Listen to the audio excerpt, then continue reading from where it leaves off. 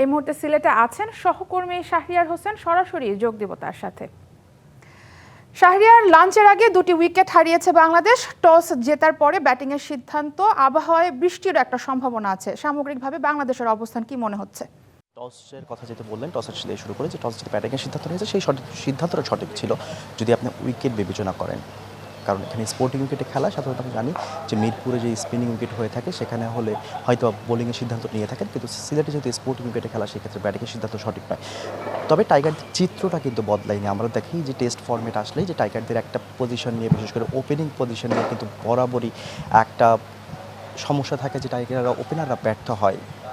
বারবার টেস্ট চায়, যে দলই আসুক না কেন সেই ব্যর্থতার গল্প কিন্তু চলতে থাকে। এবং জিম্বাবুয়ের বিপক্ষে যখন জিম্বাবুয়ের সাথে খেলা, আমরা সাধারণত জিম্বাবুকে বিপদের বন্ধু বলে থাকি, সেই জিম্বাবুয়ের সাথে যখন খেলা তখনও কিন্তু সেই একই অবস্থা। এবং আমরা যদি খেয়াল করেন সাদমান এবং জয় যে আউট হয়েছে, যে অফ স্টাম্পের কিছুটা বাইরের গুড লেন্থের বলের যে দুর্বলতা আছে সেই দুর্বলতা কিন্তু এখনও কাটাতে পারেনি বাংলাদেশ। এবং যেটা বোঝা যাচ্ছে যে এখন যে অবস্থা, নাজমুল শান্ত এবং মমিনুল ব্যাটিং করছে, এখন যেহেতু লাঞ্চ বিরতি, তারা একটা পার্টনারশিপ করার চেষ্টা করছে। তারা All time Roma. Taste it, love it. এরই মধ্যে 50 পার্টনারশিপ করে ফেলেছে। তো প্রথম সেশনটা খুব গুরুত্বপূর্ণ টেস্ট ফর্মেটের জন্য। প্রথম সেশনটা যত গুরুত্বপূর্ণ, তো এই জুটিটার উপর খেলাটা অনেকটা নির্ভর করছে। শান্ত যদি অনেকদিন ধরে রানে নেই, তারপরও ফর্মে ফেরার চেষ্টা করছে। আর ওপেনিং কথাটা বললাম। আর আবহাওয়ার যে ব্যাপারটা হচ্ছে যে বৃষ্টির সম্ভাবনা আছে, এখনও গুড়ি বৃষ্টি পড়ছে। তবে এখন এবং আবহাওয়া বলছে যে ফোকাস দেখা যাচ্ছে যে সিলেটের যে 5 দিন, এই 5 দিনই কিন্তু বৃষ্টির সম্ভাবনা আছে। হয়তো বা একটা না হলেও থেমে থেমে বৃষ্টির সম্ভাবনা আছে। আর এই যেহেতু ওপেনিং ব্যাটাররা ব্যর্থ হচ্ছে, এবং আমরা দেখেছি সাদমান কিন্তু ডিপিএলে ভালো পারফর্ম করেছে, কিন্তু ইন্টারন্যাশনাল ম্যাচে এসে খাবি খাচ্ছে। দ্যাট মিনস কদিন আগেই কিন্তু Nazmul Abedin fine cricket operations বলেছিল যে আমাদের হয়তো বা প্লেয়ার আছে কিন্তু কোয়ালিটি প্লেয়ারের অভাব।